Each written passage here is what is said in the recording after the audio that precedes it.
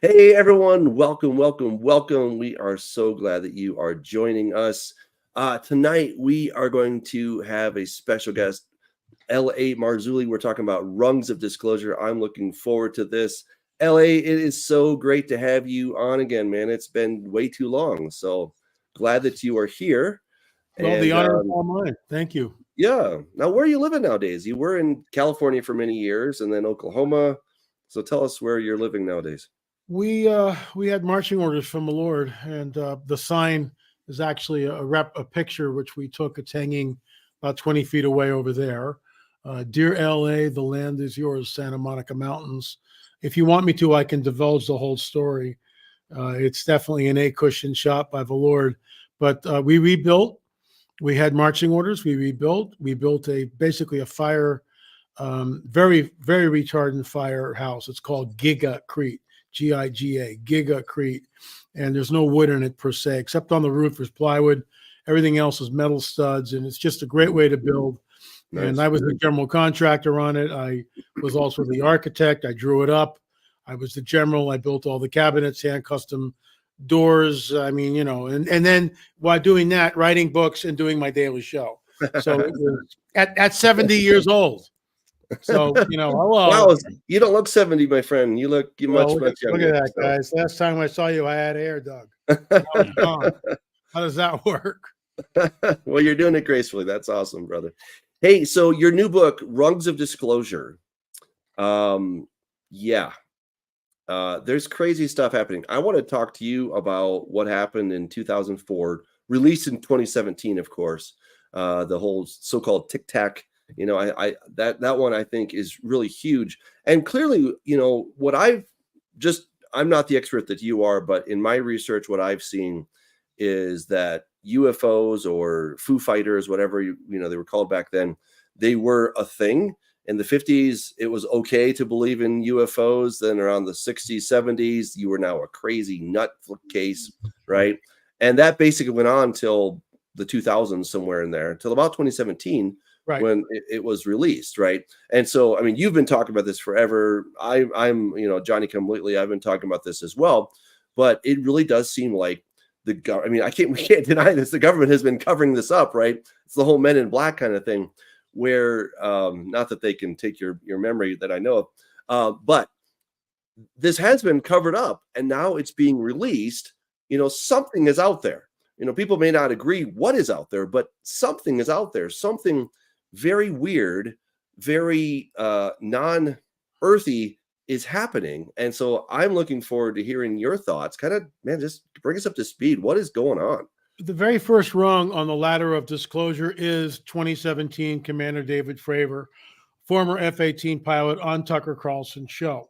And the clip was filmed, like you said, in around 2004 by the Nimitz. So it's been sitting there for over a decade, for crying out loud.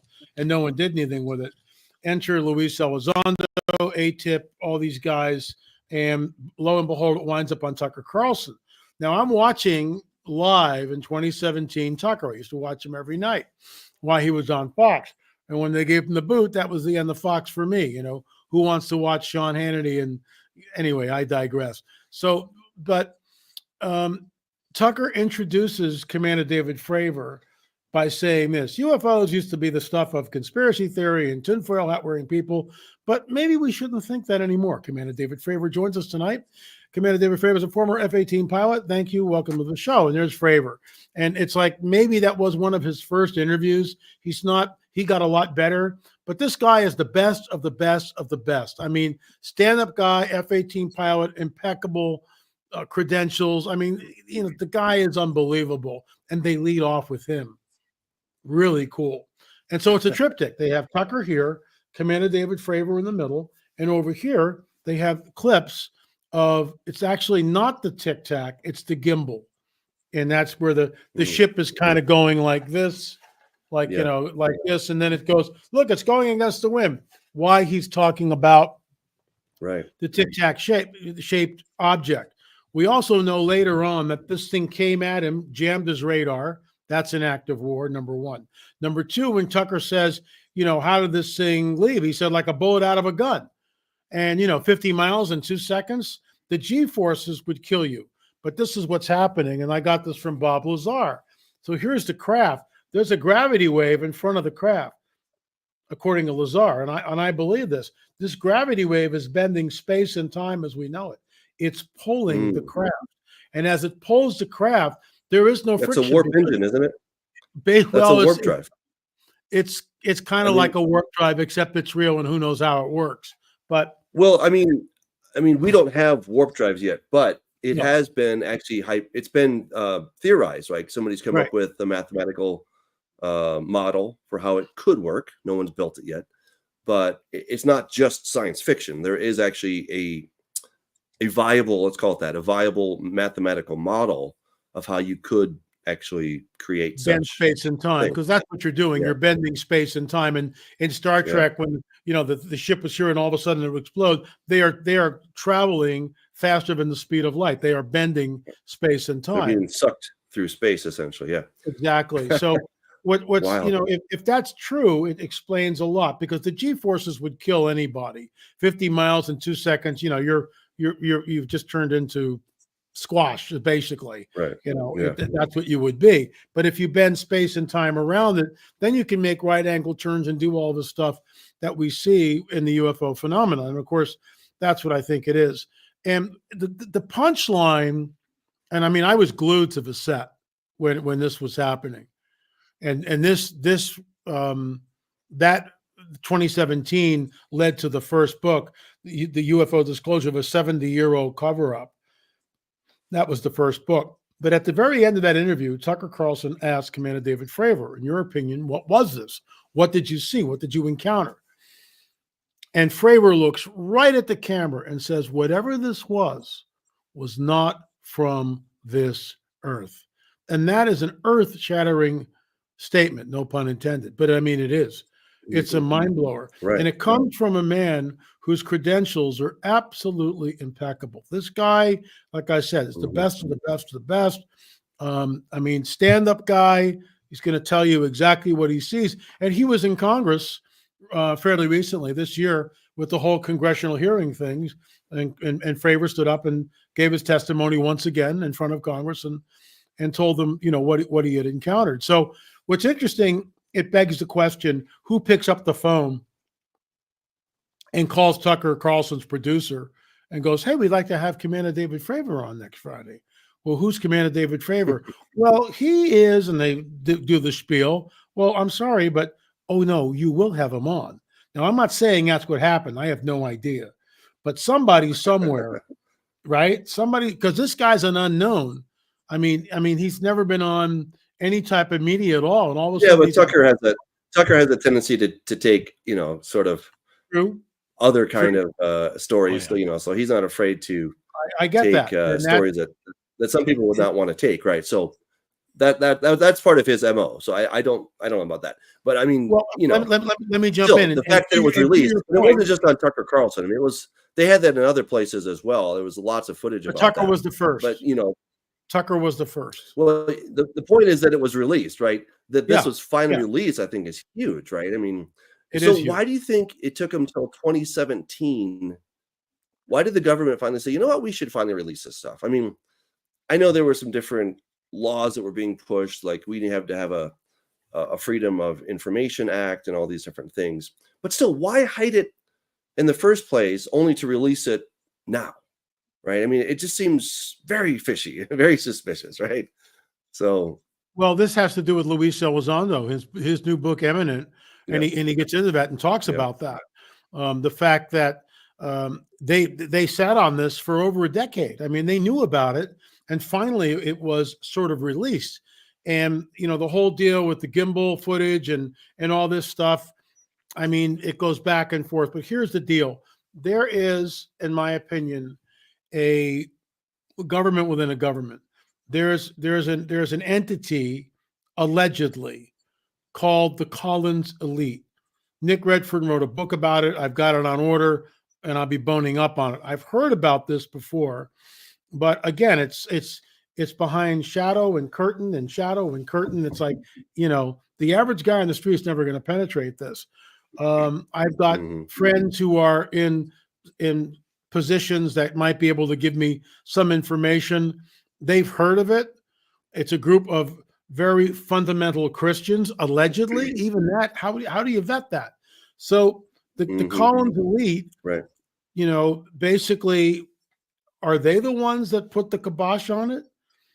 Because you got to go back. You got to go back to Roswell. You got to go back to Roswell. Yeah. That's and I got props here on my desk. Gee, what a surprise! So well, I was gonna say what's so weird is that back in the 50s it was quite okay. You had Douglas MacArthur talking about how UFOs are real. The early Apollo and Gemini flights, they were talking about how UFOs and aliens are real. But then, again, then it shifts. And like Maurice Chatelain, the former NASA communications officer, he said they would see these UFOs all the time, and NASA ordered absolute silence. Absolute silence, right? These things. Yeah, there's push and pull. Again, yeah, it's pretty nuts. So I'm sorry, what were you going to show there? Well, this is Roswell. This is July 8th. See the date? RAAF captures flying saucer, and there's actually a wonderful. I can't see the date very well. What's the date on that, buddy? July 8th, 1947.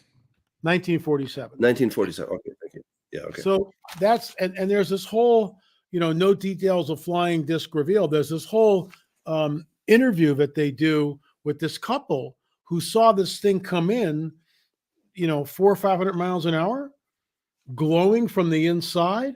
Eyewitness saw the thing come in. It's not a weather balloon.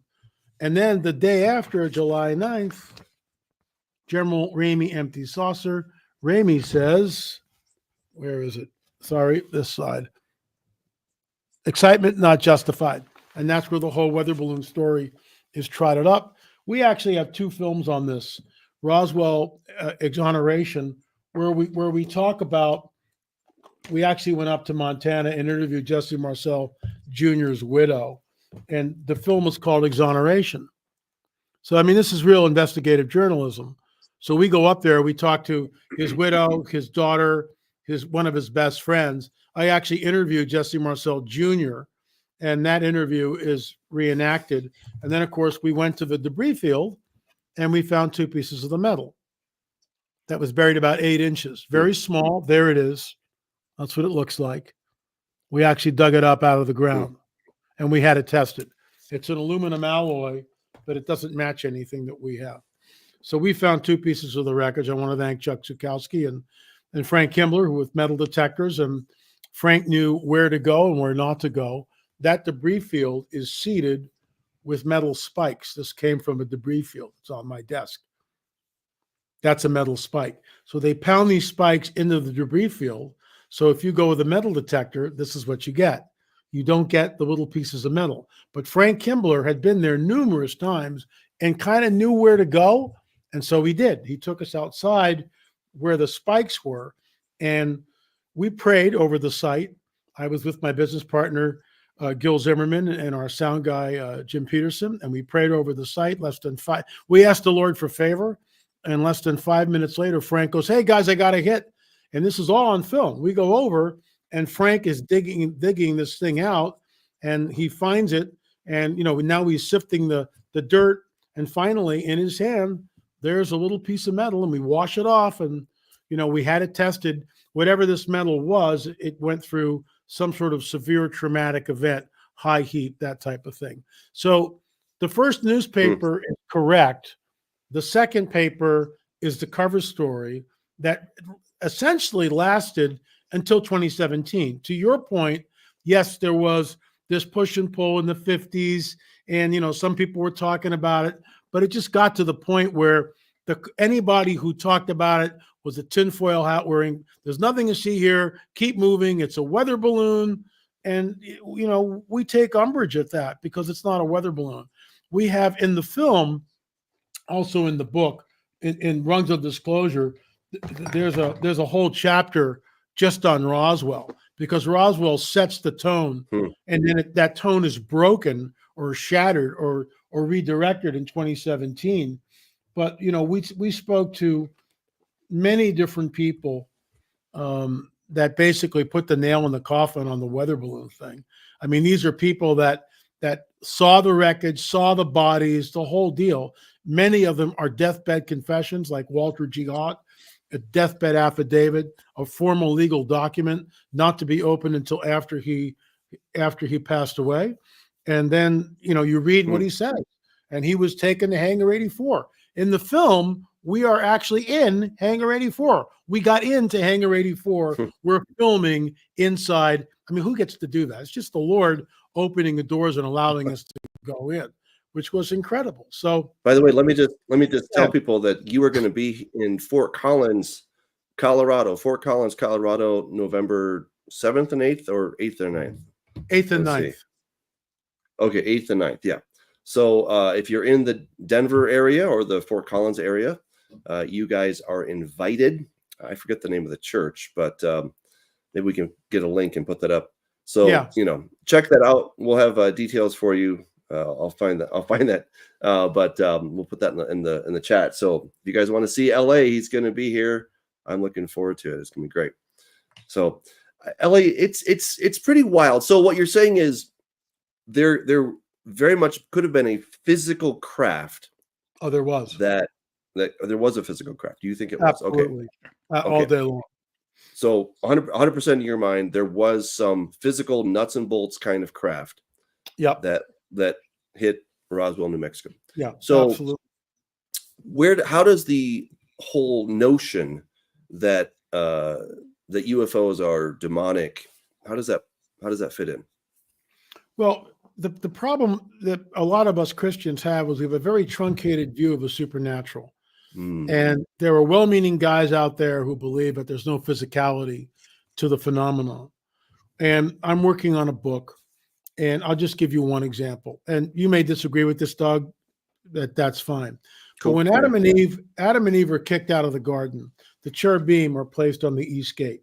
So the first thing I go, well, why only the east gate? Why not the north, south, and west? For whatever reason that scripture is silent on, it's not necessary to guard those gates, but the east gate is guarded for whatever reason. And a lot of speculation on that. You got the cherubim here. And in between the cherubim, you got a flaming sword, which turns every which way. Mm-hmm. Vroom, vroom, vroom. Vroom, vroom, vroom. What are we looking at? What is a flaming sword in 2024 vernacular? It's a lightsaber. It's a lightsaber. And the cherubim are not wielding it. That's technology. That's technology that I don't understand, but we don't have anything like it on the planet that we know of. But that thing turns every which way. Nobody is going to get through that. Now, that's conjecture. I understand that. And people will disagree or agree or whatever. But in my opinion, that's technology. I'll just give you one more. The New Jerusalem descends. That thing's 1,500 miles wide, 1,500 miles long, 1,500 miles high. The engineering of that alone is mind-boggling. Absolutely mind-boggling. How does that work? And there's got to be some sort of levitation device on it because it's descending and it just doesn't go boom on the planet. Now, again, that's conjecture. We don't know how it works. One more. The Urim and the Thummim, the breastplate of the high priest. You got the 12 stones. They're lighting up. Now, that's conjecture. Some people say, well, they didn't light up. Other people go, they lit up. So, you get, as Chuck Musser said, you get two rabbis, you get three opinions. But a friend of mine who I met doing a deep dive on this was living in Israel, and he was invited to South Africa to look at one of the gemstones from the breastplate of the high priest. And the story goes that 1,000 years ago, when the Crusaders came in and liberated Jerusalem, this wizened old ancient rabbi came out and bequeathed this knight with a papyrus box, and in that papyrus box was a gemstone, and it's been handed down for 1,000 years. So my friend, who's a pastor, born again, spirit-filled, is there. And he's in a vault. There's security all around him. And they present the papyrus box, and they take the gemstone out and place it in his hand, and that thing lights up, Doug. It lights up. Wow. Yeah. That is wild. I mean, yeah, when you think about the things that are in the Bible, if we just understand that it's advanced technology that we don't understand, especially they didn't understand back then. Right. They certainly lacked vocabulary to describe a lot of these different things. Yeah, I think it makes a whole lot of sense. And I've even thought about how the cherubim have 4 different faces. Right. What's I've that? often wondered, maybe it's not so much that they have a square head, but maybe it's Right. more that they have 4 potential faces, Right. right? There's 4 They different shift. looks. Maybe they Right. shift like They're this. shapeshifters, right? Yeah. And I mean, maybe when Ezekiel was seeing these, he got to see right. all 4 faces, but in any other given situation, they go like, I can have the face of a man or the face of a bull, or Right. you know, Right. and Right. and I think that makes a whole lot more sense when you start, because that's the cool thing. I know you've written fiction.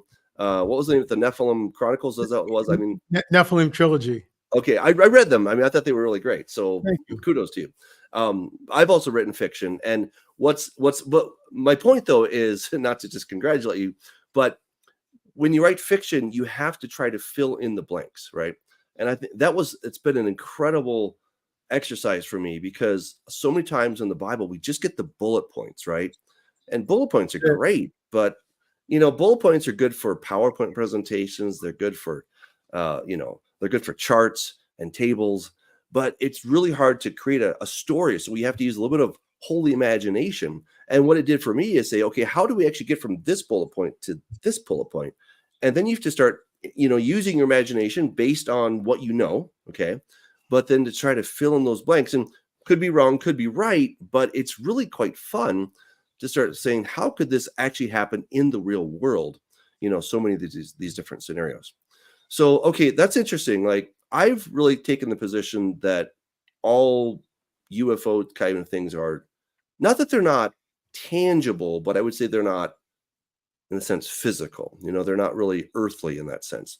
But you're suggesting that Roswell was actually some type of metal. I mean, that's a very We found the metal in the field. I mean, I'm not making this up. Okay. We were out there in the debris field, which is in the middle of you'd never find it. Good luck. You'll never find it. But how do you know that thing actually belonged to the crash? I mean, Well, could it not be that? we know one of two things. We know that, first of all, the debris field is out in the middle of nowhere. That's number one. Number two, Okay. there's the army or whoever spiked the field. They spiked it deliberately. That's number two. Number three, the piece of metal had, according to the metallurgist who looked at this thing, there it is, had undergone some sort of severe trauma and high heat. We know Okay. that. When the metal was tested, it was an aluminum alloy, but it didn't match anything we have. So if it doesn't match anything, so, add all that together, and, you could present that in a court of law, and you could say, point 1, point 2, point 3, and point 4. And with the lab testing, it's like, well, if it doesn't match anything that we have on the planet, then where did it come from? And it fits the scenario. It was a skip site. The craft came in like this. It skipped and exploded. I actually show this in the film. Someone smuggled out a disc that was flying at White Sands. And this thing comes in like this, and it hits the ground and skips and comes up. And the second time when it hits, it just shatters and explodes. And like bullets out of a 22, the shards just go out.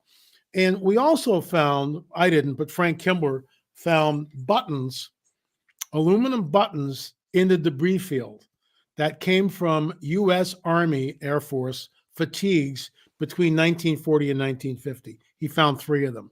What are those buttons doing in the debris field? Well, could it just be this is advanced human technology that the government doesn't want us to know about? Or do you think it's truly alien, extraterrestrial in its origin? Well, it's not extraterrestrial. It's interdimensional stuff. It's fallen angel technology, Nephilim architecture. And see, when you go back to places like Sacsayhuaman in Peru, and you look at the megalithic structures that are there at Sacsayhuaman, and one has to ask themselves, well, what am I looking at here? I mean, how did this happen? Who made this? And I'm going to show you something which I think will blow your mind if you've never seen it. This is in our book, On the Trail of a Nephilim. And here, where is it? Okay, so this is Sacsayhuaman. It's down in Peru, and I'm just going to cut to the chase. Look at the top picture here. Look at that right there. Yeah. Now look at this. Now look at that. This is andesite stone. Some of these stones are 30, 40, 80 tons. It begs the question, how do you quarry them? And how do you move them? And then how do you shape them like that with a copper chisel? Because that's all the Inca have is a copper chisel. And we've demonstrated this scientific. We took a block of andesite stone. We took a modern day copper chisel, which is harder than what the Inca had. And we show it. Bam, bam, bam, bam, bam. Hold the chisel to the camera, the chisel's completely blunt. So if you can't cut the andesite with a copper chisel, then the Inca had nothing to do with this. And they don't. I think that structure is pre-flood, that's conjecture. But this type of stonework only appears for a certain period of time and then it goes away. We never see it duplicated again. We see it here, in Peru, we see it in Egypt, and that's it. It never appears again, which is why Tim Alberino, myself, other people believe what we're looking at may be, underline maybe, because we don't know, but it may be pre-flood. So that's technology. That's technology that we don't have today, even with cranes and lasers and everything else. I mean, to make those cuts, and the cuts just aren't on the film. If it's pre-flood, I mean, pre-flood, that means that basically the pre-flood Earth, you had the mountains basically much lower, the valleys were much higher, right? Because we're told in the book of Psalms that the mountains rose up and the valleys went down. So that would suggest that it was basically roughly at sea level before, and then it shot up on top of this mountain. Or Doug, there's complications with that idea. I mean, there's complications with everything. How did it get? If it's not pre-flood, then it's post-flood. Where did they go? And no one knows. But I see this over and over and over again at every single site I've ever been to. And I've traveled all over the world at many, many of these megalithic sites. I hear the same story. We don't know what happened to these people. They just assimilated into the indigenous population. Oh, really? And those structures align with the stars too, right? Aren't they all? They align with the stars, yes.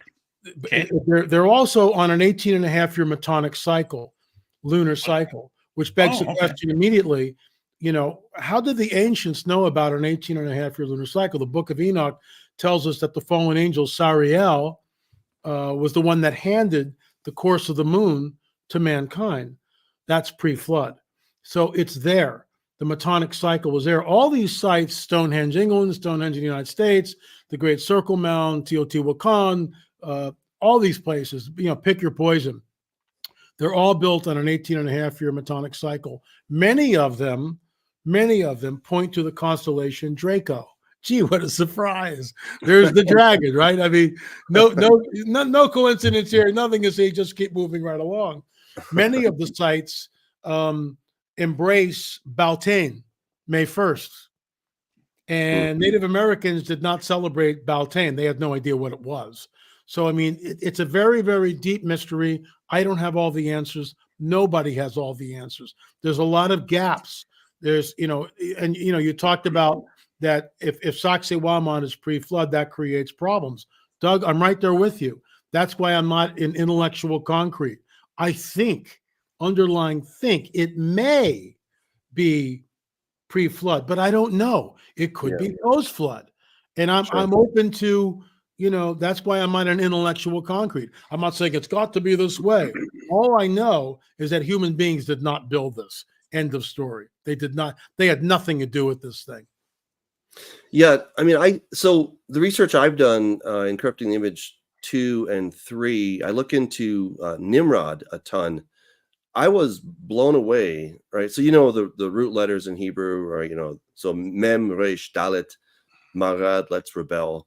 That's the name of Nimrod. It's same letters for Marduk, but it's also the same root letters for the god Martu, who was the god of the Amorites, right? What did God say to Abraham? Your descendants are going to be slaves, and in the 4th generation, I'll take them out, because the sin of the Amorites is not yet complete, the iniquity of the Amorites, right? And so then when the children of Israel go into the land of Canaan, Satan has a housewarming gift for them, right? And it's overrun by Amorites, who we discover are Rephaim. The word Rapha means to heal. So it could be that they were either healed or they were healers. We're not entirely sure. I think that basically Satan made a deal with Nimrod. He says, "Hey, I'll make you into a god. I'll give you all my power, throne, and authority, and you'll get to be immortal. And then you can pass on your seed, and then they can become immortal, essentially." And I think that's how it all happened. After the flood. I know we had this debate with the late Rob Skiba. We had the discussion whether there was one incursion or two. You and I were firmly on the idea that there were two incursions. he was on one incursion. Right. God bless him. But so I think that the Nimrod story can very much help us understand that. And when you begin to just trace how Ninurta or Nimrod or Martu then became the god, the de facto god after the flood. And there seems like something happened, right? Scripture gives us these little clues. The ancient world gives us these little clues. And then you start chasing this whole thing, Quetzalcoatl, right? The plumed serpent. I mean, oh my gosh, right? What the heck is a plumed serpent other than the Anzu bird, right? It's the lion with the feathers and the wings, right? And then it just morphs over time in different places. It just morphs into different looks, but it's the same basic creature, which is both Satan and Nimrod, right? It's both of these at the same time, right? And so I think, Satan, it's not that Satan stopped like after the flood. He just had to, go to plan B. He's like, well, okay, I'll do this, and so I think as peoples moved after the flood, they took either the knowledge of what they had learned or the gods, as it were, or this particular seed went with them, and it messed things up, and again, there's lots of questions. I totally agree with you. I just get the feeling God did a really thorough job during the flood, because I used to hang out with these with creation scientists, this guy named John Baumgartner, and he talked about how, like, he was a really amazing geologist. He talked about how during the flood there were probably like these vortexes, these water vortexes that were kind of like vacuum cleaners, and they were going down and basically blending up all of the stuff on planet Earth. It was like a gigantic blender. It's like there's probably like 6 of these at any one time during the flood. That were just making sure everything was pulverized. And I'm like, oh my gosh, that's crazy. That makes sense, though, doesn't it? It does. God's like, yeah, I'm hitting the delete button. Okay, we're putting this stuff in the recycling bin, and we're gonna empty it out. And I think that's kind of what he was trying to do. And but Satan, being immortal, being someone who exists behind that cosmic curtain, or as George Knapp puts it, the thin psychical dimensional membrane. Dude, when I heard him mention that, I just about blew my mind. I'm like, thin psychical dimensional membrane? That's what the Bible calls the veil. Hello. That's the veil all day long, right? It's like, right? It's like, come on, dude. It's like, you can't see, 1 + 1 is 2 here. Like, just do the math. Hello. It's crazy. Oh, man. LA, you have some other rungs. So there's 2017 starts the rungs. So what are some of the other rungs going forward then? One of my favorite ones is NASA is preparing priests for alien contact. Let me see what the chapter. Well, the Pope is kind of doing that too. Yeah, the Pope has his own binocular telescope. Yeah, the Lucifer telescope. And so obviously somebody's getting prepared for this contact. It's the 6th rung. NASA, never a straight answer. Hiring priests to prepare for contact. That's one of my favorite chapters because well, why are they hiring priests? Why not some evangelicals thrown in there? I mean, why is it the Catholic Church that goes to the head of a line and not some of us who are looking at this through a totally different lens than the Catholic Church, who was, it's the work of Chris Putman and Tom Warren, but they're sort of embracing the idea that if one of these guys show up, we can baptize them. And I'm not buying that for a New York minute, not for a New York minute. Okay. Yeah. So that's one of my favorite rungs when we get into that. I mean, why did they announce this? Why did they tell us that NASA's hiring priests to make sure that, when we because they know when they show up, everything changes in a nanosecond. Everything, life as we know it changes. And Doug and Joel, to you guys, we know for the book of Revelation that there's going to be a one world government and a one world religious system. written almost 2,000 years ago. And, you go back 150 years ago and people go, well, that's never going to happen. That's, how can you possibly make a one world government and one religious system? It's like, now it's an absolute reality. All it takes is one event, because everything is linked up via the grid, via the internet, and everyone would watch this. There was, I wish I could show you the, I don't think I can share my screen here, but You there's can. a, You can share You it. can. okay, If you want hold to on. share it, you certainly can. Yeah, let me see if I can. It says present. Do you see that? Yeah, hold on. Give me a second. Yeah, go for it. Yeah. I mean, this is incredibly fascinating stuff. I mean, something is definitely going on. I mean, why would the government want to, hide these things? I think we need to be careful though, okay? Because we can get into the they mentality, right? And we can start creating different things in our minds. And look, we don't know who they are, okay? No, we don't know. I think most politicians are, they're okay people from an average point of view. All right, they're not all working for they're not all working for Satan, even Democrats. Okay, so I just want to point that out. Okay, but we also know that there are, there are locked doors that certain people can't go behind, and things were hidden. I mean, there's no doubt that things were hidden for a long time from us, right? And so that's where we are now, is that some things are being released. It would seem that we're at some kind of a crossroads, that maybe we're getting closer. I mean, because we were talking about disclosure for a long time. When is the disclosure going to happen? I think it happened.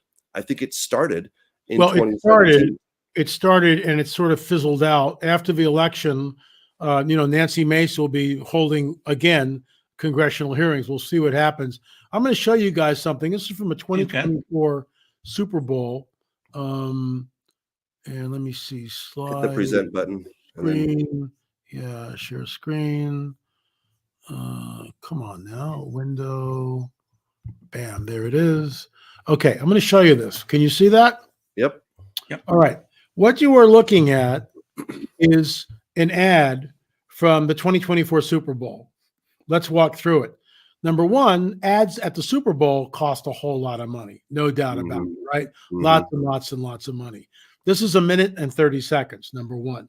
Number two, the production quality here is high end. This is not whoever, and this is Martin Scorsese directing, but you're looking at millions of dollars to create this. Number three, you watch this whole thing, and at the very end, the last 5 seconds, you find out what they're advertising, which in my opinion is absurd, okay? Bad business. This is predictive programming, and I'll weigh in on it at the very end. So check this out.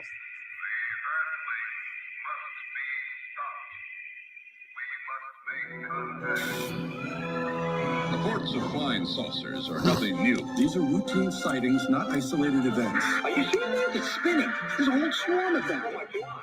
They're all against the wind. All against the wind. All against the We can hear it, but it's not actually It's moving. not moving. Yeah, it's not moving, LA. Just watch it. You don't need to hear it. Cool. Well, we need to, yeah. Unprecedented bipartisan push for UFO transparency. It's not showing us LA, just so you know.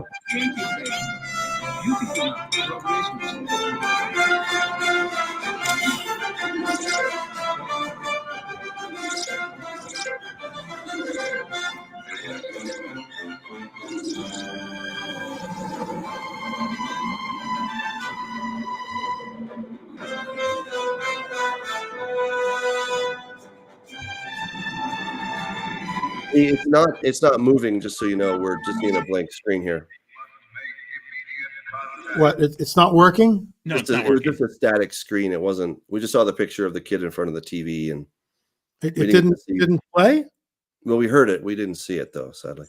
Should I try it again? Why Well, not? yeah, Give I me- think you need to.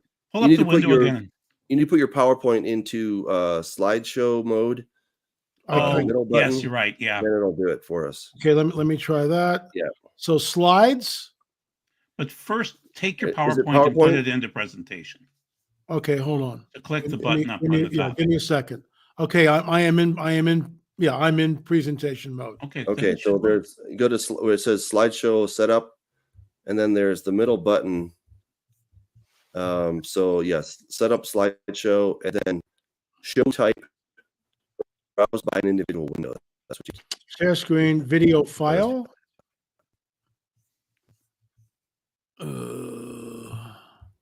It's so funny because it worked for everybody else. I don't understand why it's not working, but I've never tried it on. Okay, try this. Can you see Yeah. that? No, we need to give him a window. He hasn't officially popped up a window. You still they gotta share it with us. All to right. present. Yeah. Nothing new. These are routine sightings. The, not the isolated bottom events. line, and I'm kind of bummed that we can't see it. Where are you guys? Where did you go? If you hit present now in StreamYard, then we can probably see it. Okay, hold on. Why? Oh, that's just so bizarre. What is I it know. doing? No, it's like I can't get back to you guys now. Hold on, cancel. Well, we see you though. Okay, there we go. You're live, yeah. So here's the deal. Yeah. It starts off with a kid in the 1950s watching a UFO film. It cuts to New York City. Woman's on her cell phone looking at, today in congressional hearing on UFOs, blah, blah, blah. She doesn't want to look at that. So she scrolls to a YouTube thing where the cat is clawing the toilet paper in a bathroom. And Mhm. she's laughing. Directly above her, way in the distance, is a UFO that flies by like this. Then it cuts over to Texas. There's an old Texas diner. A couple's in there. She's looking at her cell phone. Celebrity bacon diet. The dog in the pickup truck is barking as he's looking up as a flying saucer goes over. Then it cuts to Paris, France. All the young people are there. They're picnicking in front of the Eiffel Tower, directly above them. Hold on. UFO, and no one's looking because they're all looking at their cell phones. Exactly. And the same thing. What they're Yeah. saying in this film is that it's a global event.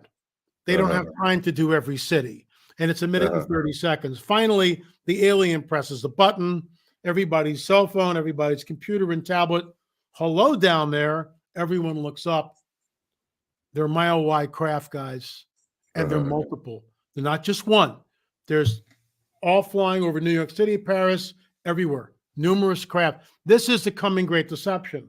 And you got to think of this. And I've been banging this drum for over 30 years now.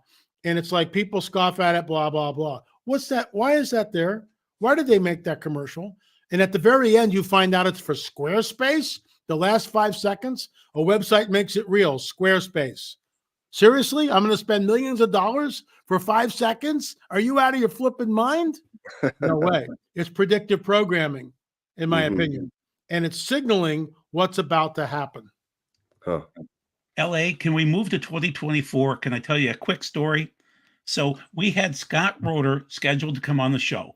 And Doug and Scott don't believe me on this, but I had him locked in. He was all set. So he's a courtroom investigator, okay? So he's an attorney and he works on cases. And so he was working on the UFO, we'll call it, in Las Vegas during 2024, early there, and then also in Miami. So he was there. He interviewed the police officers. They saw the 8-foot-tall aliens. The people saw it. They interviewed those people. All the stories checked out. Did you investigate either Las Vegas in 2024 or Miami? And Scott Roeder, let me give you my side of this. So Doug and Scott laugh at me because I book people all the time and they back out. But in this case, Roeder backed out because of the demonic warfare against him. He's got kids, he's got a wife, and it was just horrible. It was just nightmares. It was, poltergeist going on in his house. So he said, I'm backing out. I'm sick and tired of this. I'm not going to do it anymore. So that's part of it too. Part of it is people are being attacked by demons, we'll call it, and then they won't come forth because they don't like their lives being turned upside down and the crazy stuff. So tell me what your side is. My side is this, that I didn't sign up for this, first of all. I'm a classically trained musician. I was a worship leader for 25 years, but I was also in the New Age from 19 to 21, 3 years living in the ashram. Third eye was open. I was under a guru. I did psychotropic drugs. I was, Don Juan, Carlos Castaneda, Yaqui way of knowledge springboard into the occult. So my roots are in the occult. That's where I come from, darkness. And I don't say that proudly, but I was immersed in the New Age, Eastern mysticism, psychotropic drugs to try to find God. I left the ashram at 24, became an agnostic. With voracious reader, at 30, gave my life to Jesus. When the Lord began to pull me out of the kingdom of darkness, it was a battle for 3 years. It was a battle for 3 years. I became a worship leader instantly because I was a classically trained musician, but I was also in the whole LA rock scene, with a band, and we were playing all over. We were in record studios, managers, producers, the whole deal. So I became a worship leader for 10 years, from 30 to 40. All I'm doing is ingesting the Bible. I'm sitting under elders and mentors and just sucking this in. At 40, the Lord goes, hey, guess what we're going to do now? You know where you came from? We're going to go investigate that, and you're going to become an apologist. Now, that's not what he said. It wasn't like that, but that's what essentially happened. And then from 40 to 50, just all this research. And finally, the Nephilim trilogy came out, and sort of the rest is history. And now there's 14 books and 30 films, all this stuff. We're the only Christian, and I'm boasting, we're the only Christian ministry with 10 films on the whole UFO phenomena. Everything from Close Encounters of the First, Second, Third, Fourth Kind, the abduction phenomena, crop circles, cattle mutilations, 2 films on Roswell, 2 films on Fatima. I mean, we're boots on the ground. It's investigative journalism. I didn't sign up for this. He led me into it. The attacks continue. And at 73 years old, I've learned on some level how to deal with them, put on the armor of God. And if you're not called to it, don't even think about trying to do this if you're not called. So this is why I can give the Lord all the glory, because he's the one that's leading all this. He's the one that's go here. I'll just give you one quick story. We were set to go to 10 days of film shooting across the pond. We were all set up. We had everything lined up. We had, a producer on the ground, everything's all set up. So I'm at the Prophecy Watchers conference, and we're filming there on the Shroud of Turin. And I go to bed that night, and the Lord wakes me up like he usually does every morning around between 1 and 3. And he goes, I didn't tell you to go there. I didn't tell you to go there. And I just went, oh my gosh. And the next morning I went up and I told my business partner, Gil Zimmerman, as we were getting ready for the day's shooting, and I said, we're not going across the pond. And he said, LA, I feel like a burden's been lifted off of me, because I've been trying to figure out how to broach that subject with you for 2 weeks and didn't know how to do it.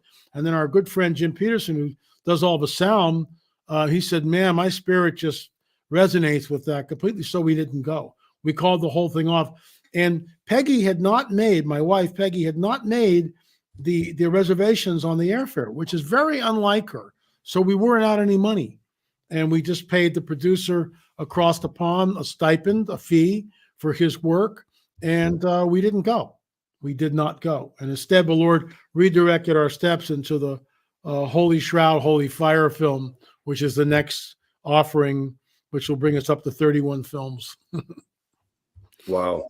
So tell me, where do you go ahead, Joe? Well, do you believe that Las Vegas in 2024 was a real UFO? Yeah. You believe those 8-foot tall creatures, kind of greenish or whatever else, they're real? And because my guy Roeder said they saw, I mean, the police admitted it, the people admitted it. This is real stuff. And Miami was real too. Cops vouched for it. So you believe in both of those? No, I believe Vegas was real. Miami, I'm not convinced. Again, I'm not in intellectual concrete. If I had more evidence, but what I saw when the guy goes, I was there with my cousin and my nephew and this other guy. Excuse me. Why aren't they in the video? Why is it just you in the video? I have problems with that. And then the dark figure that was coming down in the mall, to me, looked very suspiciously like CGI, computer generated imagery. The second thing is the sounds of gunshots, nothing was adding up. You know, it's firecrackers, M80s going off, and the people are running. I do not believe Miami was real. I believe something happened there, but I don't think it was 12 foot tall or 8 foot, you know, so-called extraterrestrials. I do believe the Vegas story. Absolutely. Okay, thank you. I believe that. So, kind of at the end of the day, how do you think all of this is going to converge when Satan finally wants to, you know, get his show on the road? Like, you know, all of this is stage setting. What's the actual show going to look like when God pulls up the curtain and says, okay, this is it, showtime, God breaks that first seal, however you want to look at it, then what happens?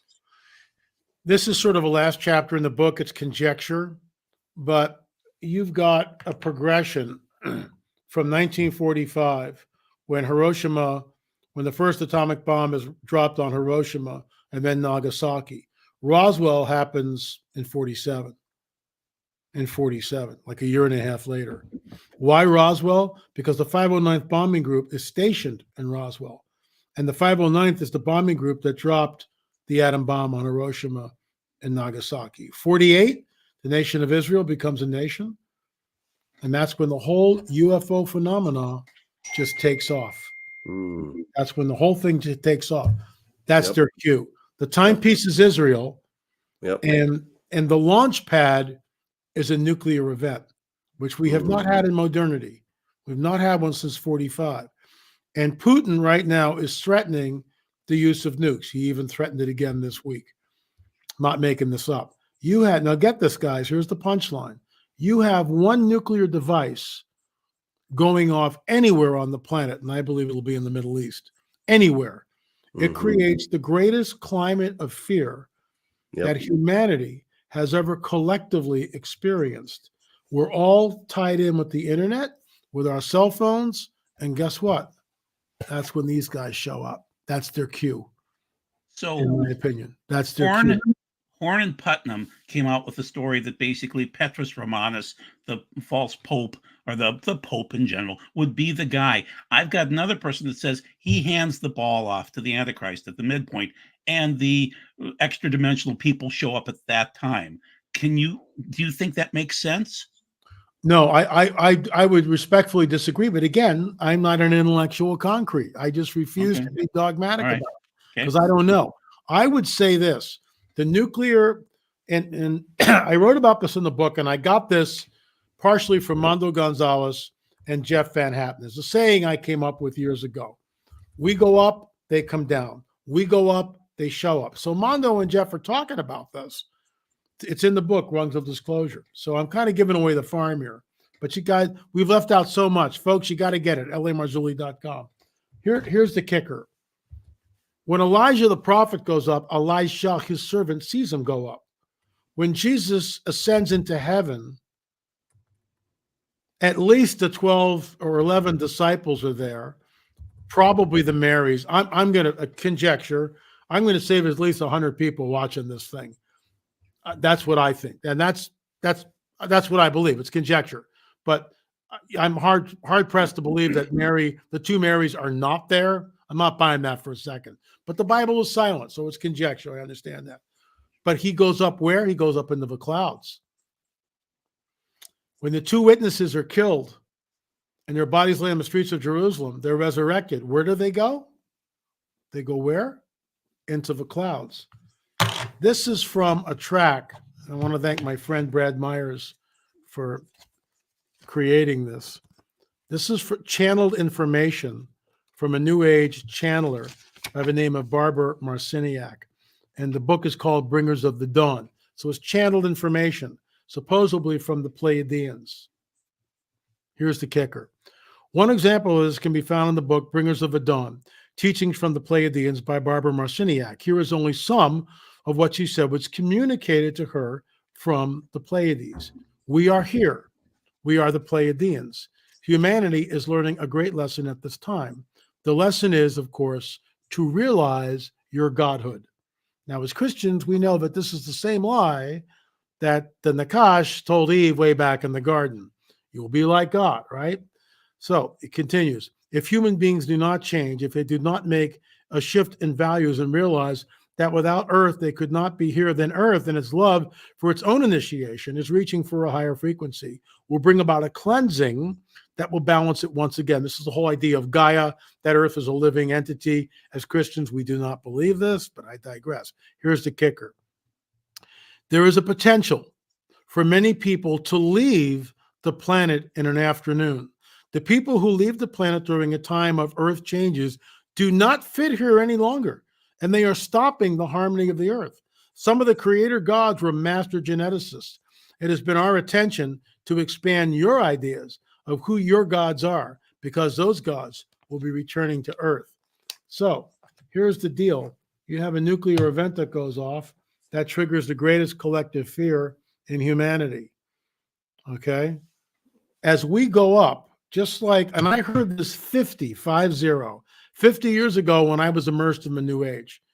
So Barbara, Marciniak, and channeling the information from the Pleiades, it's a fallen angel. We all know that. Barbara doesn't. We need to pray for her. And we're not disparaging her. We're just saying that this information, we believe, is wrong. It's deceptive. But here's the deal. So while we go up, they show up. And where do we go? The Lord himself will descend from heaven with a shout, with the voice of the archangel. The dead in Christ will rise first, and we who are alive and remaining will be caught up together with those where? In the clouds, to greet the Lord in the air. Where does Jesus go? Into the clouds. Where does Elijah go? Probably into the clouds. 2 witnesses into the clouds. Fatima, the sun had been obscured all day. It stops raining. The sun's out. Then all of a sudden the cloud moves in front of the sun. Out of the cloud comes what? A dull silver spinning disc. How do we know that? Eyewitnesses report. Eyewitness report. I looked up and saw a dull silver disc coming out of the clouds. So we go up, they come down. We go up, they show up. Conjecture, but that explains a lot. And it also ties in with what Barbara Marciniak is saying, which I find absolutely unbelievable. Do you think there will be another Fatima type event, maybe at Fatima? I mean, 70,000 people saw that orb of whatever it was, UFO. Do you think that could happen again? We actually have a picture of that was taken from Joshua Benolio, which is in our second film, Fatima. Sure. And we're the only people who have ever shown that. The people in the West have no idea. It clearly shows a disc-like object hovering over the apparition site. Clearly shows a disc-like object. And you remember, this is 1917. Joshua Benolio is a good distance away from the apparition site. We interviewed a professor of semiotics who had access to the Fatima archives and found the glass plate and was able to reproduce the picture on the glass plate, which we show in the film.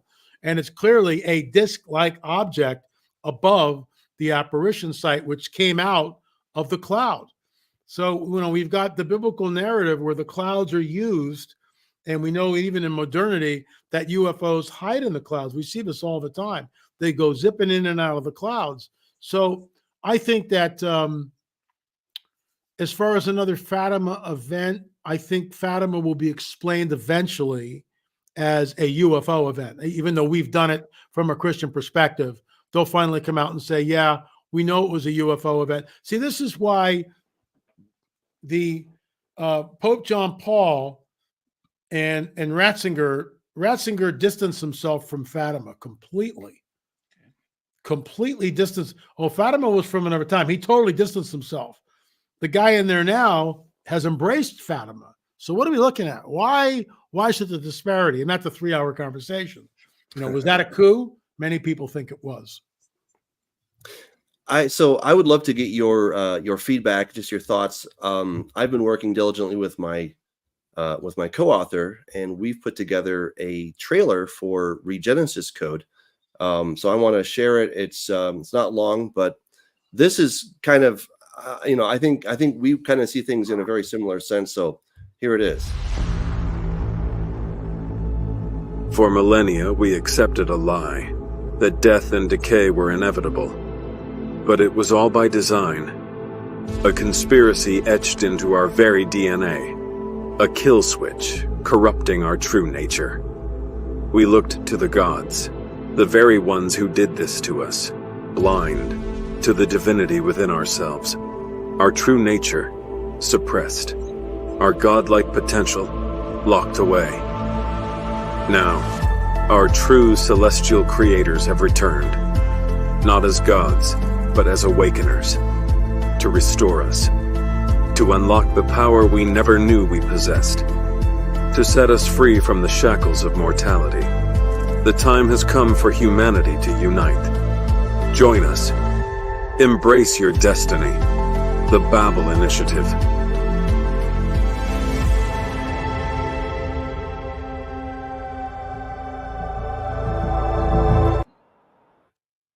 All right. Wow. Cool. Good job. Really good. Really Thank you. Great editing and great visuals. Really cool. Very nice. Well done. Thank you. Yeah, thank you. I appreciate that. I mean, because what you're talking about with Barbara Marcinek, I mean, that whole idea, you know, that we can become gods. There it is. Nothing new.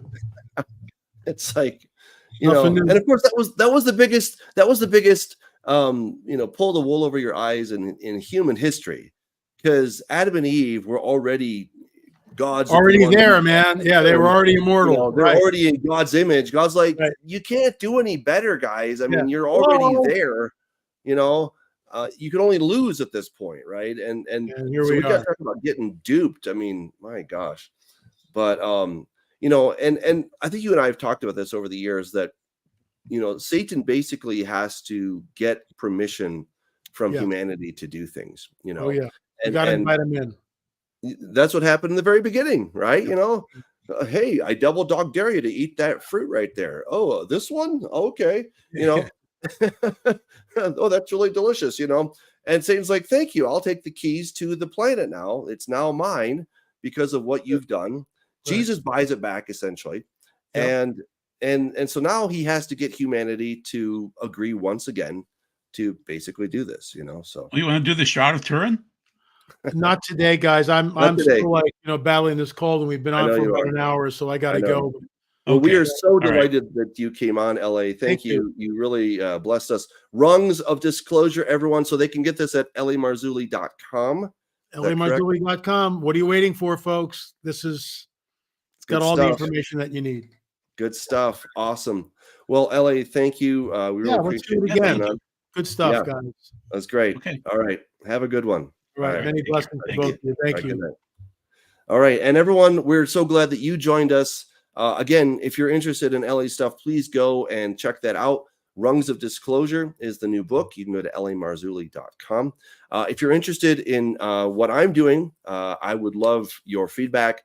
I did put in the link, I put or in the chat, I put a link to our GoFundMe site. We're trying to raise $19,000 because we want to make what I just showed you. We want to make that into a short. Okay, so a short is basically a full feature 12-minute video, about 12 minutes. All right, and that's something that we can take to film festivals. We can show this to, you know, the guys at Netflix or Hulu or wherever, and say, hey, we've got an idea.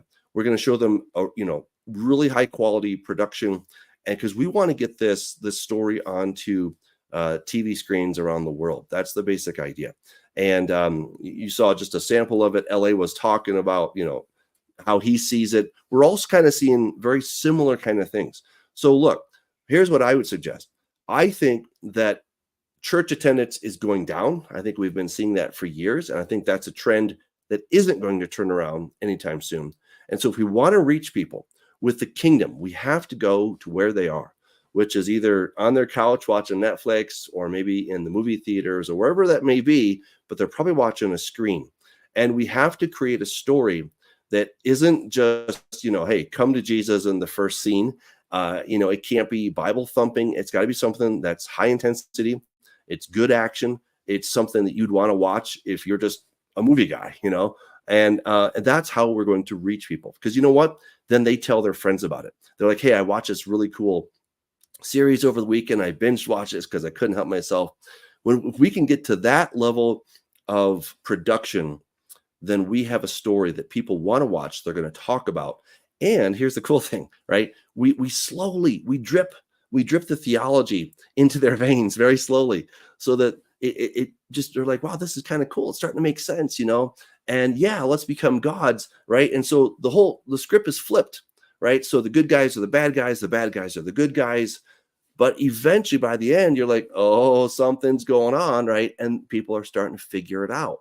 And then by the time Jesus finally shows up, they're like, yes, you know, they're so excited that he's finally coming to save the day, right? And that's what we want right now. People, to hear about Jesus, they kind of yawn. They're like, yeah, okay, whatever, right? Because they're thinking felt boards, they're thinking Sunday school, they're thinking, you know, Catholic priests, they're thinking all of the televangelists, they're thinking all the weirdness of Christianity, and they're not thinking about this amazing story that God has already given us in the pages of Scripture. And so it's up to us to now take that and to put it into a form that people are going to want to digest and to share with their friends. So I encourage you, check out that link that I put in the chat.